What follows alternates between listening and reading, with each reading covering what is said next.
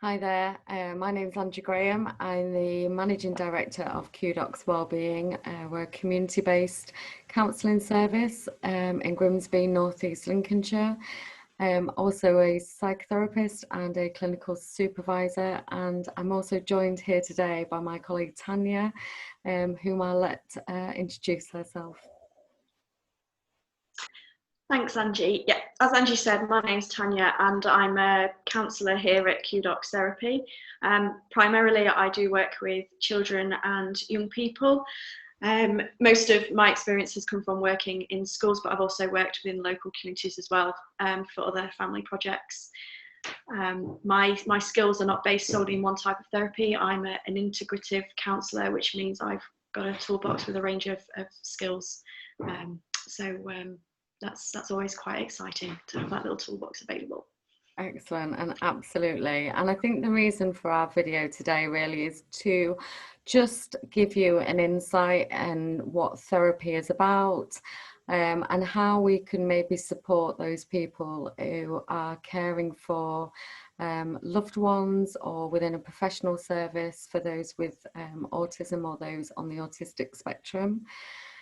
So I guess the first sort of real question is many people will ask, and when they're looking for therapy, is what actually is it? You know, what is this thing we think of as therapy? And I don't know about you, Tanya, but I certainly know for some people that there's this sort of preconception that it's just a sit and a bit of a chat and a natter where somebody might offer you a bit of sympathy, a cup of tea, or you know, or it might be more motivational where we're kind of the expert of their life and we know all of the solutions and how to fix their problems, and you know, and that often can be sort of a view of what we do, because what is this magical hour, and what happens when you're sat with a therapist in the room together? And I guess that's maybe some of the things that we can talk about really, and share what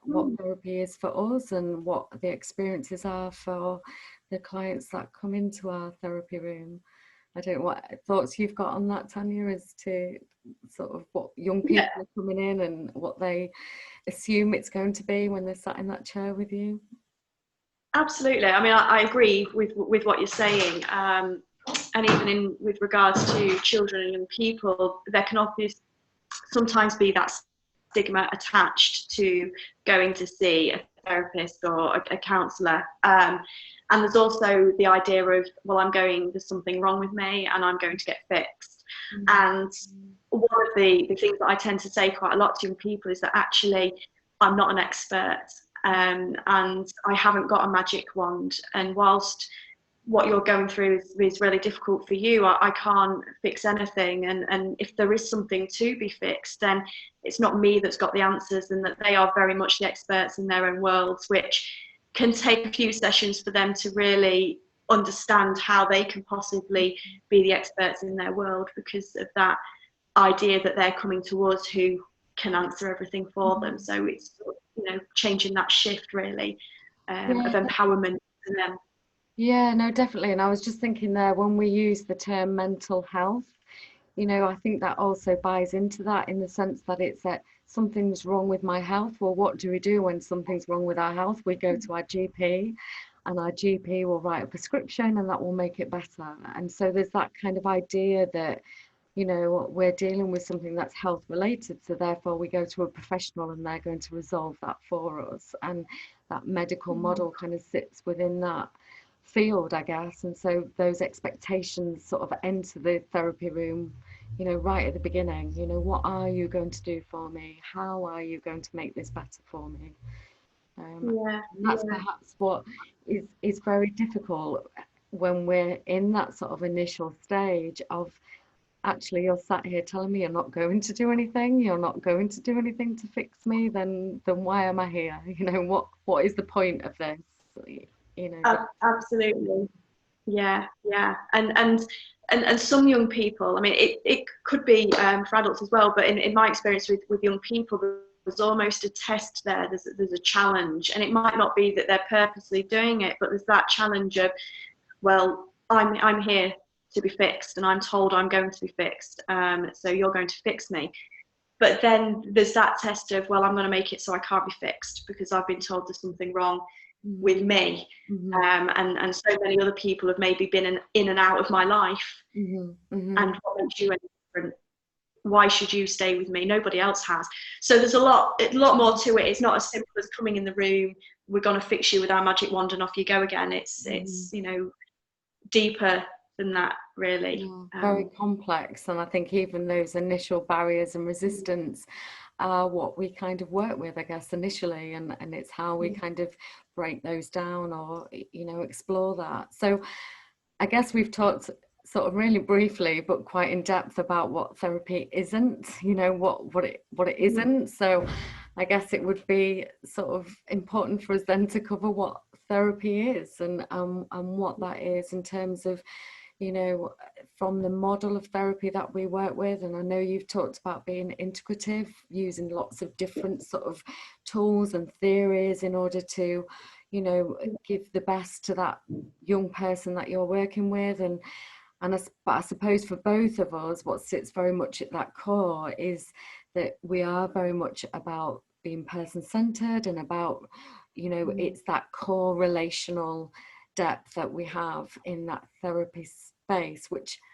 as I'm saying it, for the people listening, may sound like an awful lot of just jumbled up words, and what does that actually mean? And I guess why I find it quite difficult to put into words is that sometimes it is difficult to say and find the language to really explain what happens between two human beings with that level of connection, and the depth of compassion and empathy, and that real space where we can offer a way of being non-judgmental. So there is a safety in that, and that can be very surprising. That can be really difficult to work with for people that haven't experienced it.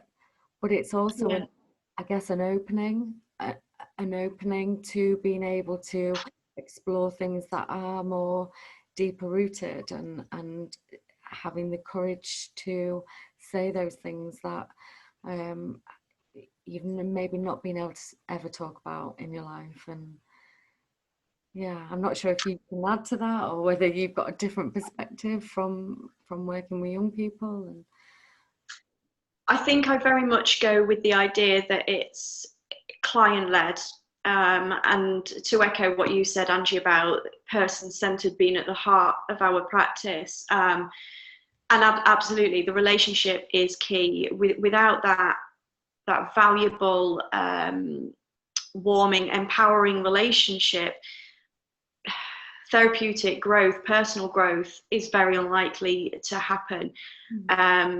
I'm not saying that it can't, but certainly it does form the basis of positive therapy from our point of view. And it might take us 6 sessions, maybe even 10 sessions before somebody might even let us into what they like or something. You know, there's a lot of barriers to try and break down.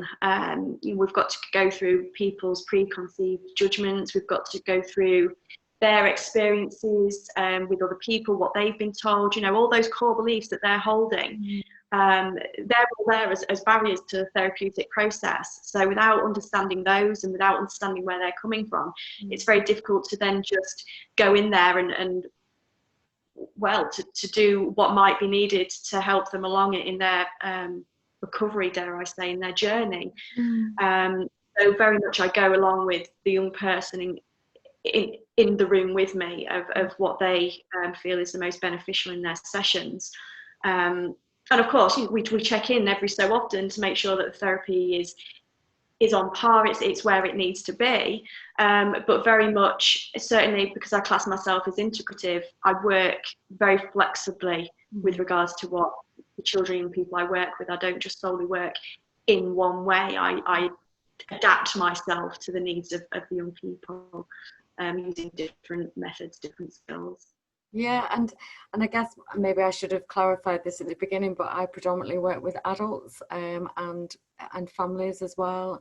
But I think even for adults, that there's that need to kind of be flexible in the way that we work. So this is definitely something that, as two people sat in that room together, we kind of devise that between us, you know. And there might be moments that, you know, play therapy tends to be something that is sort of sidelined for children, but very often for adults it can be extremely freeing and liberating, and be a way of expressing some of those emotions that perhaps haven't got the words, you know, or that we know we're experiencing, but we really don't know what it is or how to say it. And it's creating that space so that that expression can be made in many different ways, and not just solely that, you know, we need to sit in front of somebody and come up with a cognitive explanation as to why we're feeling this way. And we also kind of as well look at that, you know, I'm just looking out the window there because we've got a farm just outside, and I know that one of our other counsellors, and I think you've done this before as well, you know, walking around the farm with a young person is might be seen from the outside. Well, that can't be therapy because it's not two chairs sat in the middle of a room where you're sat looking at each other. But therapy is what it is for that young person, and whatever helps them to be able to start to think about themselves and their own identity, and to lessen that onus on everything that's external and what other people are thinking and feeling. And it's about helping them to ground themselves within their own body and their own being, if you like. Yeah, and that's it, isn't it? I mean, when we think of counselling or psychotherapy, it's classed as talking therapy, as are lots of other different modes of therapy. But communication comes in lots of different ways. It doesn't just have to be talking. You know, I do think sometimes, certainly with regards to children and people, there's that pressure of, I've got to go in, I've got to talk. But actually, we don't have to talk. You know, the communication can come from sitting and painting, because they can still express themselves. They can still express how they're feeling or what they're thinking. Walking, it's not confrontational, isn't it? You're looking at the animals, you're bonding, you're still forming that positive therapeutic attachment, which is hopefully later on going to have a positive impact on their therapy. Hopefully they will warm to it. They might start to open up about some of the difficulties they're experiencing, or some of those feelings they might be able to start to verbalize. But initially, if you're in the early stages of trying to develop that relationship with somebody, walking around a farm, or even going for a walk on some wasteland is still part of the therapeutic process. You're still building on that relationship. And as I said, that communication is paramount, and communication doesn't have to just be verbal. It can be in the forms of playing with a doll's house, playing with a tent, playing with paints, you know, making footprints. It can come in any form, because I think no matter what we do, there's always going to be a part of ourselves within the selected skills that we use. You know, painting, you're always going to choose the things that relate to you. So there's always a truth in what people do and how they express themselves. So I try and open up my skill base to children and young people, because some of them, I think, are very, very scared to try and even talk, because they don't necessarily understand what they're feeling, or what even where to begin with what we're talking about. And that's an immense pressure. And that's something, you know, we all try and alleviate as part of the therapy. You know, they come because they want to, but then to try and get them to say what they're thinking, sometimes you know yourself, don't you? You're just feeling something, but you can't quite work out what it is. You can't quite verbalize it. So why should we put that pressure onto the children or the adults that come to see us? So it's very much trying to communicate in the most appropriate way and the less pressurizing way. Some young people just like to sit, don't even want to do anything, but that in itself is still communicating a message. So it's just adapting ourselves of how the young people, or even the adults, wish to use their therapy, I suppose. Absolutely. And I also think, you know, it takes a tremendous amount of courage, you know, to one, to kind of realize that actually I'm struggling right now, or, you know, I'm feeling overwhelmed. And I think there's this, I guess, still, unfortunately, a great expectation on us as human beings that we need to be able to get on, and we need to be able to manage. And actually it's you know, this idea of weakness, you know, and you know, many people feel we've perhaps moved on because mental health is such, it's out there now in the domain and everyone's talking about it, but still that next step of relating it to ourselves rather than talking about it as in some abstract concept. It's out there, we can talk about it, but actually can we relate it to ourselves? And at that moment where we're struggling or we feel like we've reached our limits, or it could be that, you know, therapy isn't always necessarily about crisis or about reaching that point, but it might be that I just don't feel myself right now and I don't know why, you know. And there might be those sort of minutes and moments in our life where we feel we need to access support, but it takes, and I always feel that turning weakness into something that feels very strong, it takes an awful lot of strength to be able to sit with another person and kind of really allow yourselves to be vulnerable at times and to feel exposed, knowing and hopefully having that relationship with that therapist that, you know, it's safe to do that, and somebody really understands what it is like to be you, you know, and to really try and explore that together. And as therapists, we are human as well, and we don't always get it right, you know, and we can maybe pick up on things that don't really sit with a client. And but that for me is fundamental about the relationship, that you're exploring this together, you're trying to really work it out together and understand what it's like for that person. And I know this website has really been collaborated to talk about you know, peer support for parents and carers and personal assistants who work with young people or adults with autism. And but I feel this generalization of what we're talking about in therapy is, it feels important to kind of share an understanding from our perspective, in the hope that if there is anybody out there that feels they need support, that they have an understanding of and an expectation of what it is to sit in therapy. And but also from you know, a personal perspective, you know, I have a child with additional needs and she's now 19 and didn't get a diagnosis until she was 14. So I would say for perhaps 10 years we were through that long journey of going through assessment.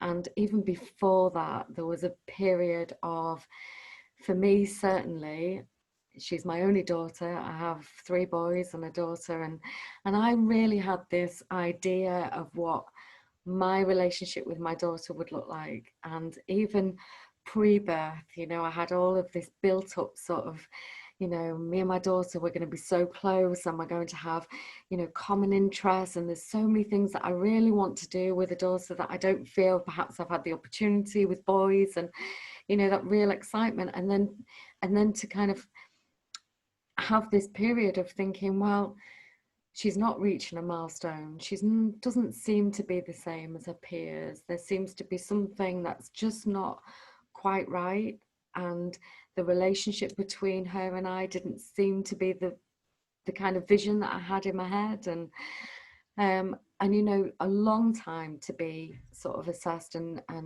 to have that acknowledged. And there was an emphasis really on myself as a parent, and being able to really, well, I suppose I became more of an advocate as well, you know, for her. I became my daughter's voice, being able to speak to multiple agencies and saying, please help me, please, because I know there's something not quite right, and I don't know where to turn. And you know, her behaviours were escalating, and I guess I reached a point where there was a payoff to some of that I couldn't necessarily be as available to my boys, because my emphasis was on my daughter to try and get her the support. And you know, there's so much complexities that go into having a child or caring for somebody who has additional needs or needs that extra support. And the emphasis, and rightly so, is on that child to ensure they get the support and the diagnosis if required. But again, there is that payoff, isn't there? Because not only is there a payoff to other members of the family in terms of not being able to be available for them, but there's a payoff to yourself as a person in terms of my identity became, I was my daughter's carer. I was her advocate. I was the person that's shouting from the rooftop, screaming for help. I was the one that was doing that for her. And I'm sure there's many people out there that can relate to this, is that I absolutely lost myself within that. You know, I had no clue who I was anymore. Everything that I kind of was aiming for in life got put to one side. And, you know, certainly in therapy, there are other carers that, you know, talk of this themselves in terms of losing themselves within that caring role. And it's not necessarily a choice. It's not necessarily something we choose to do, but we want to do, but it's not being a choice, you know. And absolutely, which can create a lot of well, lots of different feelings, can't it, and lots of different views. And from sort of my perspective, I haven't worked so much with maybe adult carers, but certainly children and younger people that have either got complex needs without a diagnosis, or maybe aren't even close to an assessment.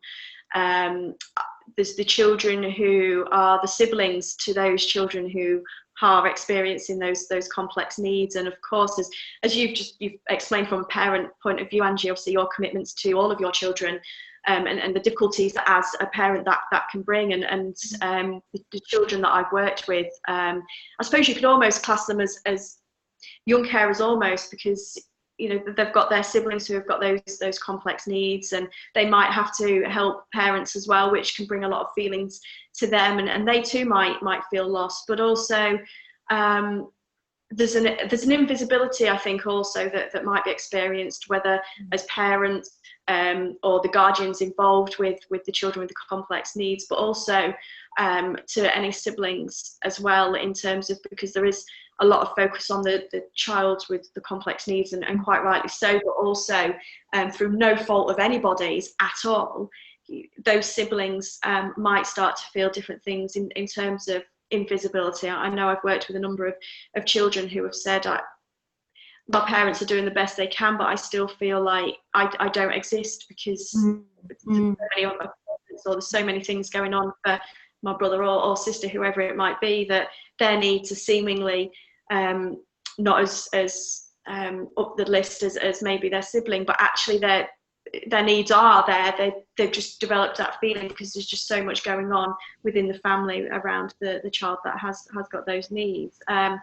So from my point of view, working with the children and people, I see kind of a bit of all sides really, in terms of I've tried to engage therapeutically with the children that have perhaps got those complex needs, be it diagnosis or not. I've worked with the children that are siblings to those children with those difficulties, but I've also sat in a room with parents and all children involved in the processes that are assessments and diagnosis, and it's really quite harrowing at times, the struggle for parents in terms of getting the support. And as you said, Angie, about shouting on the rooftop, sometimes screaming of somebody help me please.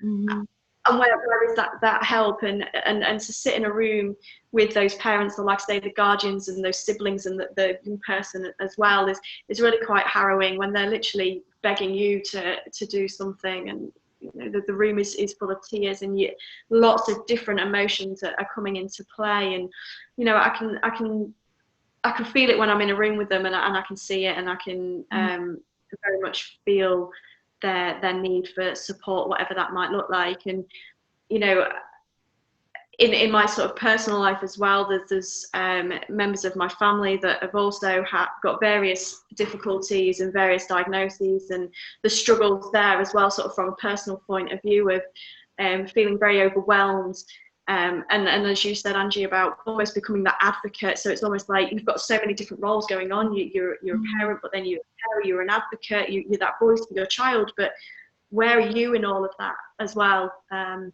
it could be very similar for the child as well. Where are they in all of this fight and all those difficulties as well? They equally can become very lost in the situation. So yeah, it's very, very.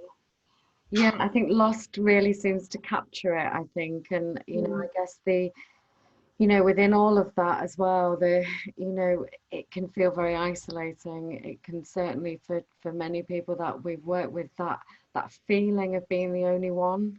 This is only happening to me, and to not really be able to speak out, because there's that sense of, I might be judged. People might think that it's down to me and my parenting, or my children's friends no longer want to play with my child anymore because they're seemingly different. And then there's that exclusion at the school gates, or there's all of those different things, as well as the multiple agencies that can become part of your world. There's a sense of, this is my family, but now there's all of these other people involved as well, and asking different things of you, and feeling that you need to meet their criteria and be a certain way. So it's almost like your life, I guess, becomes on hold. And so, when we add this element of, we must look after ourselves, and I certainly know that idea of self-care seems to be really high up on a lot of people's agenda, that we must take time for ourselves. And that feels in some ways a bit like a throwaway comment to somebody who's dealing with all of these things. Like, what are you talking about? I haven't got time to be having hot baths or candles, or the things that we allude to as self-care. But I think I almost see therapy as part of that self-care, about giving yourself that hour out of all of those hours in the week. You're giving yourself 1 hour to be thinking and feeling and being in touch with your human being, yourself, your kind of, because there is that fear that we become lost and we become invisible. So if we give ourselves, and it's not necessarily, it has to be therapy, it might be with a family friend or somebody that you feel, or reaching out for peer-to-peer support, so that you're speaking to people who are going through very similar experiences, so that you can kind of bounce ideas, but to give yourself that time to reconnect with who you are as a person without all of these other roles involved. I feel that is so valuable, and that does not make us selfish to want to do that, or to give ourselves that. Yeah. I think that's the beauty of therapy, isn't it? In terms of, we can shut that door. The person that's come for that support can, well, sit if they choose to, or stand. They can just be in the room with us, and there's no preconceived ideas of what we expect from them.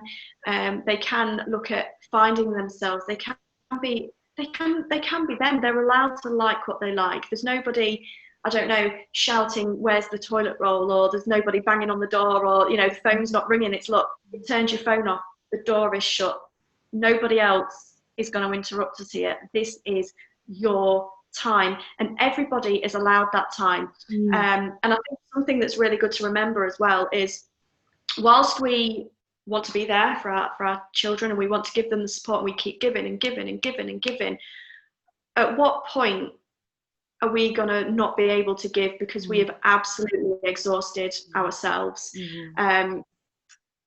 You mentioned briefly, it's not about being selfish, and it's absolutely not.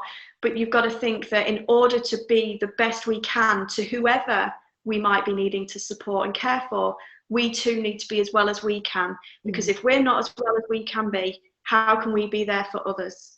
Because those people are relying on us to be the best we can, and we don't necessarily have to be 100%, the best, but we have to be something to be able to give something back. We have to have something to give, and it's a massive worry that I think there's a lot of people out there that are on complete burnout, that just keep thinking, well, I've got to keep giving because they need me. Well, yes, they do need you, but they need you to be well too, because otherwise you're not going to have anything left to give. Absolutely. And I think that's really important, that even if somebody isn't going to go for their walk or go to a friend's house for that little bit of time out, if they come to therapy, that is their designated time that they can just be in whatever way, shape that looks like. So it's really important to have time for themselves to be able to give more to others. Absolutely. And I think, yeah, I think what you said there about being, because this is about switching from doing, because we're always doing, to just being, and that feels like a different sort of reframe on what we naturally do as carers or parents or advocates or whatever our role is, that, you know, to find out what our limits are and to actually set those boundaries for ourselves, that, you know, we need boundaries, we need personal boundaries, we need to say, actually, I'm reaching that now and I need to step away. But often what happens is we, you know, bash right through those boundaries without knowing we're doing it, because we're so used to living on that adrenaline or that level of stress. It becomes normal, it becomes what we're kind of used to. So the idea of it being any different, you know, can be quite scary as well. Almost like, if I let go of that, I'm going to fall apart. This is the only thing that's holding me together. You know, this is the only way that I can spin all of these plates. And this is almost like my strength or my foundation, this level of stress. So I can't let go of one of them plates, because the whole rest of them are all going to fall down at the same time. But actually what we find is that doesn't happen.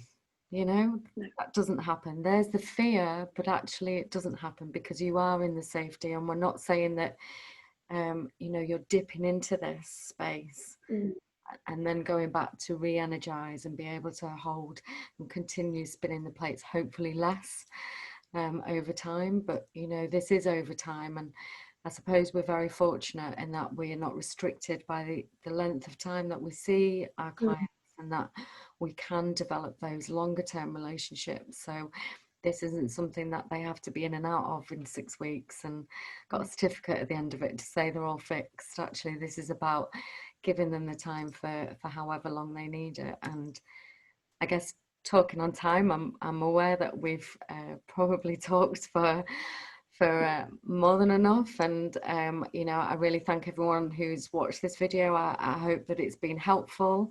Thank you, Tanya, for joining me today. If anybody does want any support, then the contact details will be on the website. Also, if you're not local to Grimsby and you still want to have conversations with us, we do offer support remotely and via the phone as well. So if any of you are interested in that, then please do get in contact with us. And I very much look forward to speaking to you. So I think it's bye for now. Okay. Bye. Thank you very much. Bye. Bye.